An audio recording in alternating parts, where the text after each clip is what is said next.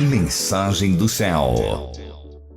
Queridos, chegamos aqui em mais um pedaço crítico do curso de Judeus Messiânicos, onde nós vamos ter que tratar da lei Kashrut. O que é a lei Kashrut? A lei Kashrut é uma ordem da Torá do que se deve comer e do que não se deve comer. Então as pessoas compreendem, alguns textos da Nova Aliança diz que nós podemos comer de tudo, inclusive está sendo revogada a lei Kashrut em Israel.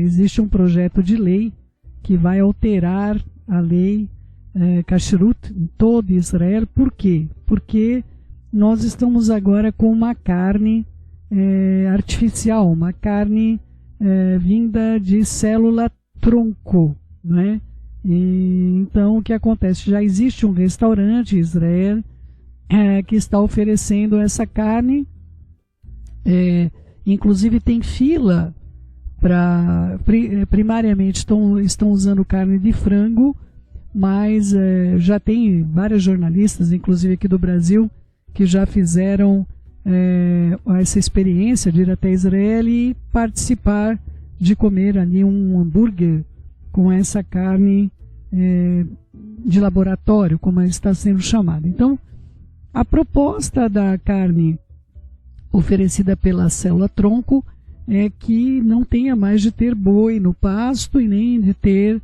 o desgaste que nós temos com relação às aves, E eu não sei, vai demorar um pouquinho de tempo, mas logo eu acredito que nós teremos ovos artificiais também. Toda a alimentação humana está sendo alterada. E também a lei Kashrut, ela traz a questão dos insetos. Então uma empresa também de Israel, ela está fazendo colônias de gafanhotos e oferecendo essa proteína que é muito maior do que a de animais, dentro do sistema de gafanhotos. Nas escrituras diz que se podia comer um tipo de gafanhoto, mas nós não sabemos qual era. Inclusive, nós vemos alguns profetas que acabavam, como aconteceu com Yohanan, o imersor, o João Batista, se alimentando de gafanhotos, e era uma espécie de gafanhotos que existia. Então, eu acho muito temerário nós trabalharmos com uma carne processada dessa maneira. Eu, particularmente, a minha opinião, eu falo como o céu, eu não estou falando para você dentro das escrituras, Eu acho muito temerário que nós venhamos a nos alimentar com algo que eu não sei geneticamente as alterações que podem produzir essa alimentação, tá bom? Então vamos lá, vamos ter entendimento da onde que surgiu essas questões e que acabaram chegando no nosso tempo de um modo completamente distorcido. Então, a lei Kashrut, se você pegar lá nos textos que estão na Torá, vão trabalhar sobre os animais puros e animais impuros. Então, os animais que pudesse comer ou não, são textos que há uma dedicação grande na Torá sobre a lei Kashrut, ou seja, a lei que faz com que as pessoas sejam adequadas, nós não podemos, não deveríamos usar a nossa ciência atual para dizer que nós temos tanto conhecimento das coisas. Você vai ter várias coisas que envolvem a lei Kashrut, e eu queria tratar disso para que vocês tivessem entendimento. As aves que nós podemos comer está em Levítico 11, de 3 a 8. As carnes não abatidas segundo o processo kosher também não deveriam ser ingeridas, Nós não podemos comer nenhum animal que foi ferido, nós não podemos comer o sangue, algumas gorduras específicas não é permitido para nós. Os nervos dos tecidos, como está colocado, que o povo de Israel não come o nervo da coxa, como por causa de numa lembrança de Yaakov, como está em Bereshit 32. São muitos textos, né, queridos? Não dá para abordar numa única aula isso, né? O novo grão também, nós não podemos, nós deveríamos levar esses grãos recém-cultivados no Pêssar, está em Levítico 23, 14, Vaikra, né? Plantas não podem ser cultivadas conjuntamente. Nós temos 2 textos que abordam isso, que está em Levítico 19 e Devarim 22, de 9 a 11. Nós não podemos cultivar 2 tipos de grãos diferentes no mesmo solo. Então, nós temos essa lei que acabou sendo supervisionada pelos rabinos para saber o que era adequado para que o povo cumprisse, porque uma vez que nós não cuidamos do nosso animal mais, nós temos de confiar em outra pessoa que diga que aquilo é adequado, né? Então, acabou se criando o que é chamado de kosher, o kasher.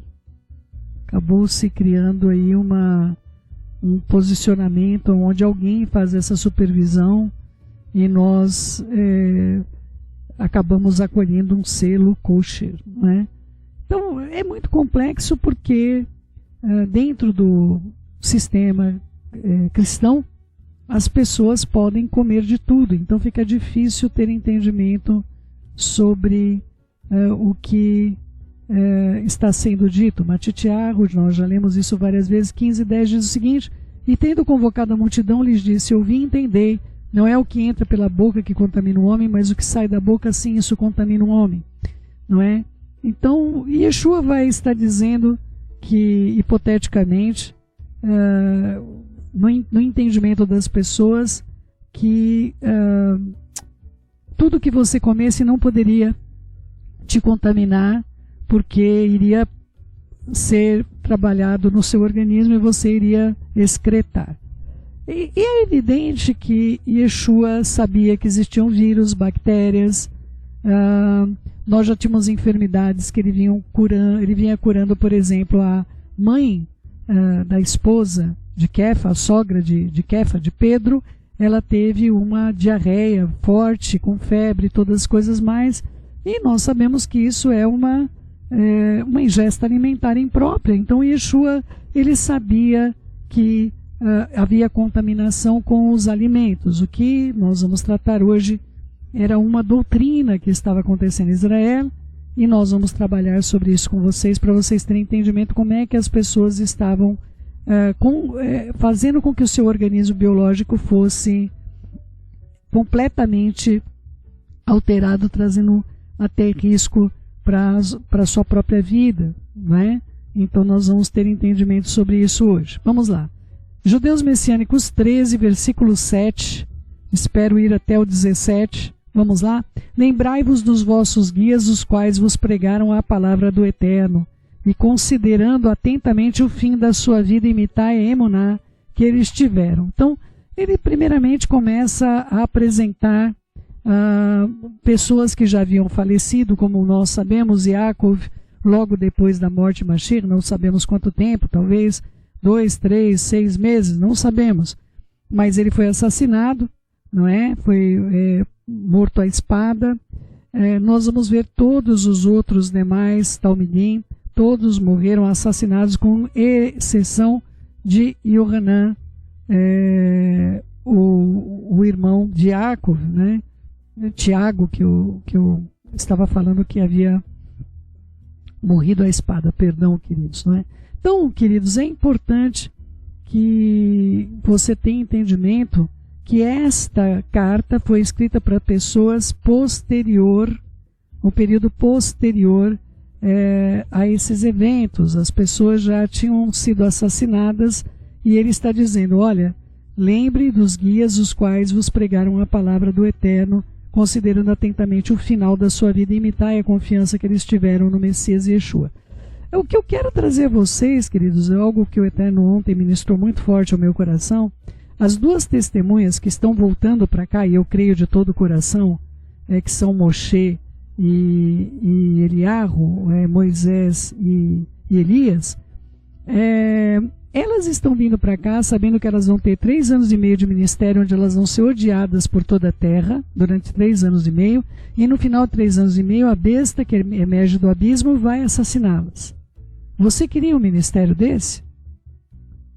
Elas já sabem tudo isso. Elas já sabem que elas vão ter 3 anos e meio de ministério, onde elas vão ser odiadas, e no final disso elas vão ser assassinadas pela besta que emerge do abismo. Você gostaria de ter um posicionamento como esse na sua vida, uma proposta dessa ministerial? Nós, queridos, nós estamos muito fracos com relação à nossa confiança. Nós queremos ter uma boa vida. Nós somos talvez a geração mais fraca que já existiu, né? Então eu não imagino nós desenvolvendo um ministério aonde a certeza nossa seria que nós seríamos assassinados no fim. E o autor de Judeus Messiânicos está dizendo exatamente isso para nós, que nós temos de imitar eles, imitar a emuná que eles tiveram, o final que eles tiveram, esperando um final de assassinato, e dizendo que Yeshua, o Messias, ontem e hoje é o mesmo e será para sempre. Ou seja, não importa o que façam com o nosso corpo físico. Yeshua fala isso várias vezes dentro da Besorotovot, né, da Bessorá.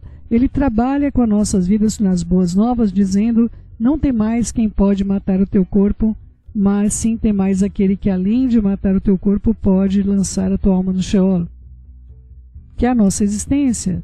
É aquilo que nós mal conhecemos. Nós mal conhecemos o que é a nossa própria alma. E ele está dizendo para nós que é tudo que tem valor nessa vida, é essa existência. Então, quando eu ouço algo, uma mensagem como essa, é muito difícil, queridos, porque todos nós queremos ter uma boa vida, uma vida de prosperidade e paz. E não é isso que está sendo proposto para a gente. Vamos lá, tratar sobre Judeus Messiânicos 13. Não vos deixeis envolver por doutrinas várias e estranhas, porquanto que vale estar o coração confirmado com a graça e não com alimentos, pois nunca tiveram proveitos que com isso se preocuparam. Não é? Então é complexo nós lermos esse texto sem termos o entendimento do que ocorria naquela ocasião, queridos. Vamos lá. Muitas pessoas já nesse tempo não tinham mais acesso à morte do próprio animal. Pessoas já estavam trabalhando, já tinha alguns sistemas onde as pessoas tinham que comprar o animal para o sacrifício, ou comprar uma parte da carne para o alimento da família, não estavam conseguindo mais ter os seus rebanhos. Nós estamos num período onde Roma veio e alterou muito o sistema, a maneira que as pessoas viviam. As pessoas já não estavam mais no campo, elas já estavam tendo uma vida na cidade, e a parábola do filho pródigo diz isso muito bem. As pessoas queriam ir para as cidades, não é? E nós vamos ver, Efésios 4,14 diz: para que não sejais como meninos agitados de um vento para o outro, levado ao redor por todo o vento de doutrina, pela artimanha dos homens, pela astúcia do que induzem ao erro, mas seguindo a verdade em amor, cresçamos em tudo naquele que é o cabeça, o Messias, porque de quem todo o corpo bem ajustado e consolidado, pelo auxílio de toda a junta, segundo a justa cooperação de cada parte, efetua o seu próprio aumento para a edificação de si mesmo em amor. Então existia uma doutrina que estava impedindo a edificação física das pessoas. Uma doutrina havia sido introduzida onde as pessoas elas estavam sendo levadas eu não tenho nada contra os veganos, vegetarianos, viu, queridos? Aliás, hoje, nunca na vida se pôde tanto comer proteína vegetal como hoje, não é? Hoje existem processadores de proteína vegetal, entre tantas coisas. Por favor, entenda o que eu estou dizendo. Acontece que as pessoas que estavam se aproximando do messianismo, daquele momento, muitas delas estavam vivendo nessa doutrina. Elas não sabiam mais que carne elas poderiam comer, como é que estava sendo a morte dos animais, se tinha sangue, se não tinha sangue. Então eles decidiram que eles só iriam comer legumes. Vamos ler isso? Romanos 14:1. Acolhei ao que é débil na fé, não porém para discutir opiniões. Um crê que tudo pode comer, mas o débil come legumes. Então, esse um crê que tudo deve comer, não é que essas pessoas não observavam a lei Kashrut, queridos. Yeshua fala sobre o que entra no homem não contamina, mas você sabe o que ele comia. Você sabe o que ele comia. Yeshua comia peixe, Yeshua fez o Pêssar, então ele comeu cordeiro, né? Yeshua, nós vamos ver ele comendo a maior parte do tempo peixe, pão, pão e peixe, pão, queridos. Quando não, os anjos vinham servi-lo e nós não sabemos o que eles traziam para ele comer. Maná, no mínimo. Então, queridos, é importante ter entendimento que havia uma doutrina que estava colocando em risco a própria saúde das pessoas por causa da má alimentação. Por isso, Shaul HaShaliach vai escrever em Romanos que o débil, ele era débil porque ele estava debilitado. É uma pessoa que ficou debilitada por causa da sua alimentação. Então, o que Shaul HaShaliach está dizendo? Olha, não discute com essas pessoas. Versículo 3. Quem come, não despreze o que não come. E o que não come, não julgue o que come, porque também o Eterno o acolheu. Quem és tu que julga o servo alheio? Para o seu próprio Senhor está em pé ou cai, mas estará em pé, porque o Senhor é poderoso para o suster. Não é? Então há pessoas, amados, que lamentavelmente elas vão criar as suas próprias doutrinas várias e estranhas e não vão compreender a importância de ter uma boa alimentação, de ter uma alimentação kashrut. Aliás, como é difícil, fora de Israel, eu acho que é praticamente impossível ter uma alimentação kashrut. Não é? E aí vai dizer o seguinte, versículo 10, nós possuímos um altar do qual não tem direito de comer os que ministram no tabernáculo, pois aqueles animais cujo sangue é trazido para dentro do Santo dos Santos, pelo sumo sacerdote, como oblação pelo pecado, têm o corpo queimado fora do acampamento. Por isso foi também que Yeshua, para santificar o povo pelo seu próprio sangue, sofreu fora da porta. Saiamos, pois, a ele fora do arraial, levando o seu vitupério. Na verdade, não temos aqui cidade permanente, mas buscamos a que está por vir. Quando você lê esse texto, você pergunta, Céu, o que tem a ver isso com a lei Kashrut? Por que ele está falando acerca do alimento, não é? E de repente ele muda essa conversa sobre esse contexto. Vamos ler na linguagem de hoje esse texto para ver se melhora. Olha, não se deixem levar por ensinamentos diferentes e estranhos, os quais tiram você do caminho certo. É bom sermos espiritualmente fortes por meio da graça do Eterno e não por meio de obediência a regras sobre alimentos. E essa regra sobre alimentos nessa tradução era uma doutrina de que não podia comer carne, queridos. É a mesma doutrina que Shaul vem e trata. Pessoas estão ficando debilitadas, elas estão perdendo suas forças, suas energias. Não é que o débil, a pessoa débil, ela é uma pessoa, ele não está tratando que a pessoa tem problema na cabeça. Ele está falando que a pessoa está debilitada, que ela não se alimentava de proteínas, ela estava debilitada. O debilitado come legumes. Isso quer dizer que o outro que comia adequadamente não comia legumes. Então vamos criar a doutrina que não se come legumes. Não, queridos. Ele está falando de uma dieta balanceada, que trazia energia, e uma dieta que estava debilitando os irmãos. E aqui o mesmo problema é observado pelo autor de Judeus Messiânicos. E aí vai dizer o seguinte: pois os que obedecem essas regras não têm sido ajudados por eles estavam sendo enfraquecidos fisicamente, encurtando a sua vida, diminuindo a sua resistência.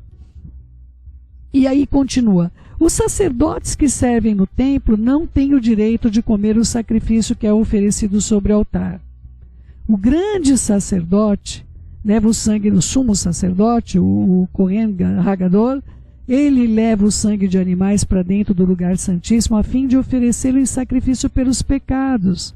Mas os corpos dos animais são queimados para fora do acampamento.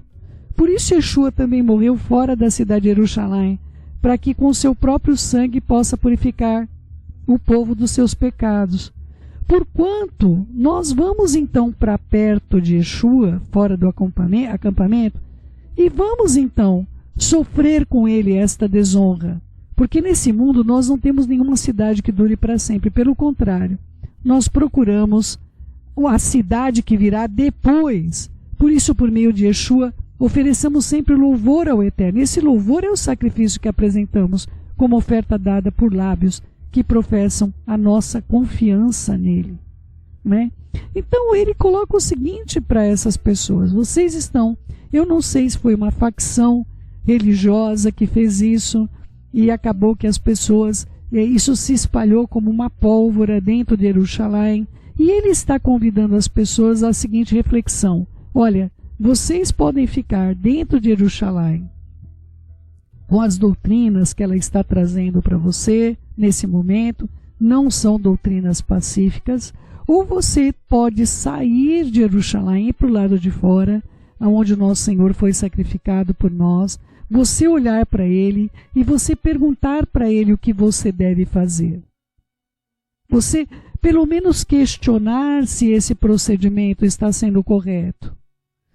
Saia para fora por quê? Porque os seus pecados já foram purificados por causa de Yeshua. Então o que ele está dizendo? Pessoas que já nasceram de novo, que já fizeram o que deveria ser feito, elas continuam seguindo doutrinas várias e estranhas, porque é um hábito familiar, porque todo mundo... Queridos, é muito difícil você chegar aqui na época de abril, ou março, né? Mas na maior parte das vezes é abril, e você não ouvir falar do ovo de Páscoa, queridos. É muito difícil para nós termos os filhos em casa, e os filhos, nesse período, tá vendo o colega na escola com ovo, o outro está com ovo, o outro está com ovo. E quando isso se cria uma prática cultural, ainda você consegue lidar, explicar: olha, isso aqui é cultura, isso aqui foi introduzido, o coelho não bota ovo entre todas as coisas mais. Mas como é difícil você tratar quando se torna religioso, como é o caso do Natal. É muito complexo você conseguir tratar dos filhos, dos nossos filhos, dentro do sistema, se nós não tirarmos eles, queridos, do sistema religioso e levarmos para fora, onde Yeshua está, fora do sistema religioso.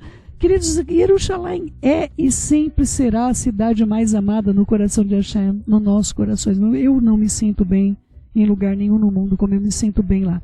Eu sonho que eu estou em Jerusalém. Eu tenho sonhos que eu estou em Jerusalém. A maior parte das vezes no Kotel. Eu estou descendo para o Kotel, ou estou no Kotel, ou estou... Enfim, todos os meus sonhos, eu estou ali perto da onde será construído o templo. É onde Mashiach vai reinar.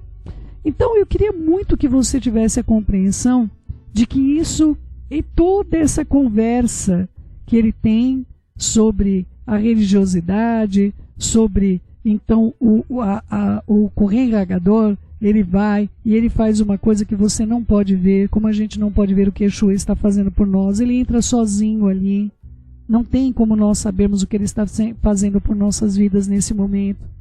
Mas você tem como sair para fora, onde ele foi sacrificado, ver o sacrifício dele sobre a sua vida e cuidar melhor do seu corpo biológico. cuidar do seu organismo físico, para que você viva. Por isso, por meio de Yeshua, nós podemos oferecer sempre louvor ao Eterno. Mas para nós louvarmos, Ele está trazendo os Teilim, onde Melech Davi fala, e as pessoas aqui sabiam. Ele vai trazer o Teilim que os mortos não podem te louvar. Ou seja, ele não é tão abrangente, tão enfático como aconteceu com o Shaul HaShaliach, falando claramente de uma doutrina difícil e que estava trazendo divisão para os novos judeus convertidos. Porque o judeu que via a pessoa não se alimentar, a pessoa não comia, ele ficava irritado com aquela pessoa e começavam a discutir por causa disso. Mas isso não está na Torá. Você está fazendo algo que não está na Torá. Não existe um texto na Torá. E começava discussões imensas, um para com os outros. E o autor de Judeus Messiânicos, ele vem trazer, na verdade, não temos aqui cidade permanente, nós buscamos a que há de vir. Pois por meio de Mashiach, então, Yeshua, ofereçamos ao Eterno sempre o sacrifício de louvor. E para nós podermos louvá-lo, nós vamos ter que lembrar de todos os Teilim, aonde Melech Davi vai dizer: os mortos não podem te louvar. O autor de Judeus Messiânicos vai, os que estão no túmulo, eles não vão te louvar aqui nesse mundo. Só pode te louvar quem está vivo. Então é um apelo à vida daqueles que estavam ouvindo esse discurso, apelando também que a salvação feita por Mashiach não seja em vão na vida dessas pessoas que estavam vivendo de uma maneira a adoecer mais, a morrer mais cedo, entre tantas coisas, por causa de uma doutrina que não era procedente da Torá. E hoje nós temos tantas outras não procedentes da Torá. E aí, versículo 16, não negligencieis igualmente a prática de bem, a mútua cooperação, porque com tais sacrifícios o Eterno se compraz. Ou seja, ele também vai abordar, como o Shaul HaShaliach, que as pessoas não ficassem discutindo por causa de ponto de vista, principalmente na área de alimentos, que era um grande problema para a unidade do corpo de Mashiach naquele período. Então, ele coloca claramente como nós devemos cooperar uns para com os outros, para que nós possamos, sim, por meio dessa mútua cooperação, isso ser um sacrifício ao Eterno. Shaul HaShaliach já foi mais enfático, como ele sempre fez nas suas cartas. Ele coloca de uma maneira bastante diferente, não é? Ele vai no versículo 4 de Romanos 14, quem és tu que julga o servo alheio? Para o seu próprio Senhor está em pé ou cai, mas estará em pé porque o Senhor é poderoso para o suster. Um faz diferença também entre dia e dia, o outro julga igual todos os dias, cada um tem a opinião bem definida na sua própria mente. Quem distingue de dia em dia faz para o Senhor. Quem come para o Senhor come, porque dá graças ao Eterno. E quem não come para o Senhor não come, e também dá graças ao Eterno. Porque nenhum de nós vive para si mesmo, nem morre para si mesmo. Ou seja, as pessoas estavam morrendo por causa da má alimentação. Porque se vivemos, vivemos para o Senhor, mas se morremos, para o Senhor morreremos. Quer pois vivamos ou morramos, somos do Senhor. E foi por isso, precisamente, para esse fim que Yeshua morreu e ressurgiu, para ser Senhor tanto de mortos quanto de vivos. E aí pede que não possa julgar uns aos outros. E esse julgamento é exclusivo desse período muito difícil que estava atravessando Israel, com os novos convertidos, com uma doutrina muito estranha que havia penetrado dentro do seio de Jerusalém, onde as pessoas, lamentavelmente, se colocaram em risco para se alimentarem dessa maneira. E nós hoje não estamos muito diferentes, queridos, não é? Como é que nós vamos comer uma carne processada por meio biológico, genético? Como é que nós vamos nos alimentar com o tipo de coisa que estão sendo colocadas para as nossas vidas? Será que nós vamos chegar ao ponto de sermos como os irmãos ali no princípio das congregações judaico-messiânicas e nós vamos dizer: olha, Senhor, nós vamos ter que comer agora legumes? E isso pode virar uma doutrina, não é? Vamos supor, se as futuras gerações podem olhar, olha, meus pais só comiam isso, mesmo voltando à carne, voltando, não é? Aconteceu isso com os filhos, não é? De um grupo de pessoas que o pai disse para não tomar vinho, não tinha jeito, eles não tomavam vinho de jeito nenhum, porque os pais haviam dito isso a eles, que eles jamais beberiam vinho, e isso se tornou para eles como um ato doutrinário. E nós temos de ter entendimento no tempo que nós estamos vivendo e aquilo que nós vamos seguir. Era um problema sério de divisão esse contexto, de pessoas que faziam parte da lei Kashrut, comiam as carnes, como o peixe, outros, lamentavelmente, somente se alimentavam de legumes, e trazendo risco para toda a comunidade judaico-messiânica que estava nascendo naquele tempo. Tá bom? Versículo 17: obedecei os vossos guias e sede submissos para com eles, pois velam por vossa alma como quem deve prestar contas, para que façam isso com alegria e não gemendo, porque isso não aproveita a vós outros, não é? Então essas divisões deveriam realmente, queridos, deveriam trazer um prejuízo para os líderes, que deveriam olhar aquilo e falar, eu quero sair correndo, não é verdade? É muito difícil lidar com divisões, é uma coisa extremamente desanimadora, uma pessoa que tenha que tratar com as pessoas que ama, que quer bem, desanimadas é algo avassalador. Eu tenho certeza que o modo que ele apresenta as coisas aqui trata das divisões, trata do contexto do que era necessário ser enfrentado naquele período com muita dificuldade. E claro, hoje, trazendo para nós, nós precisamos ter entendimento que nós temos Mashiach Yeshua como líder da nossa vida. Nós, amados, muitas vezes as pessoas oram pela liderança do ministério. Eu compreendo que nós temos pessoas que estão à frente desse ministério e é importantíssimo, nós cobrimos, porque são as primeiras que vão receber o impacto do fogo do inimigo. Mas, queridos, pode ter certeza, não conheço um dos líderes que estão à frente desse ministério exercendo o chamado. Não adianta ter unção, viu, queridos? A pessoa recebeu unção, isso não quer dizer que ela está na posição da unção. Muitas pessoas foram ungidas, mas alguns não ficaram, não permaneceram, não é? Mas os que permaneceram, queridos, esses sabem que quem é o líder do ministério é Yeshua. Todos nós aqui sabemos que estamos sendo apacentados por ele. E eu espero que você tenha esse entendimento claro. Então, que possamos obedecer a Mashiach, possamos obedecer a direção da Ruach HaKodesh, que nós possamos ter submissão para com eles, porque realmente Yeshua responde por nossas almas, e nós, queridos, temos respondido diante do Eterno por vocês como quem presta conta pela sua vida. Que o Eterno faça de você o melhor e você seja quem você nasceu para ser. É o meu sincero desejo.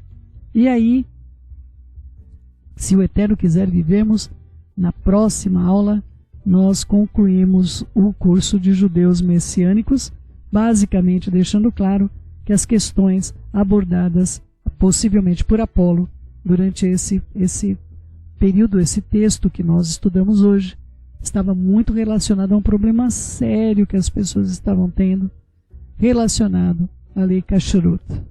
Não é, queridos? Que o Eterno nos ajude a nos alimentarmos corretamente, principalmente agora, não é? Estão querendo colocar RNA até nos alfaces. Você não sabia? Procure saber. Tá bom? Certamente aí no descritivo do vídeo você vai ter um link que fale sobre isso. Vamos orar, queridos? Senhor nosso Pai, em nome de Yeshua, nosso Mashiach.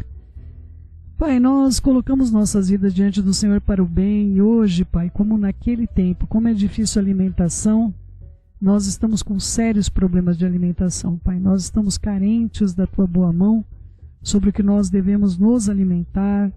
aquilo que pode nos fazer bem, pode nos prejudicar, aquilo que nos favorece, aquilo que vai trazer um prejuízo físico e, consequentemente, um prejuízo espiritual.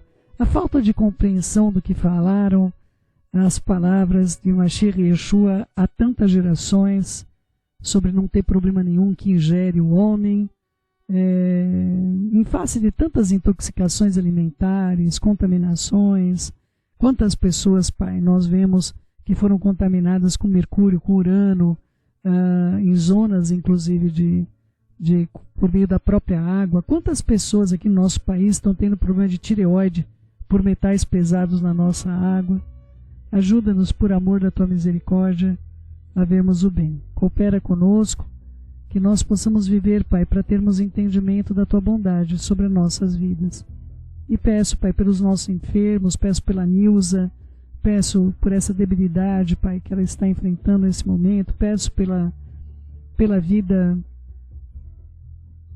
de tantos que estão hoje enfrentando, Pai, essas dificuldades. Agradeço ao Senhor, Pai, pela Tua bondade e misericórdia da mãe do Wesley já ter sido desentubada, que ela possa se recuperar, Pai, cada dia, que ela possa, em nome de Yeshua, ver o bem sobre a sua vida.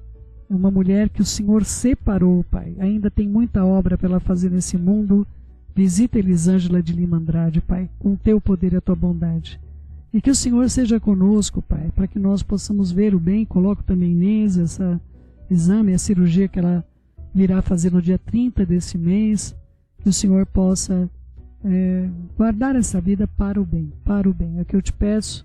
Ajuda-nos, Pai. Ajuda, eu te peço, todos os líderes desse ministério. Tantas lutas, Pai, tantas lutas nós temos atravessado. E a maior parte das lutas é com as pessoas que nós cuidamos, Pai. Nos ajude, por amor do Teu nome, a fazermos o bem. Deixa-me Yeshua Mashiach, que assim seja, assim seja.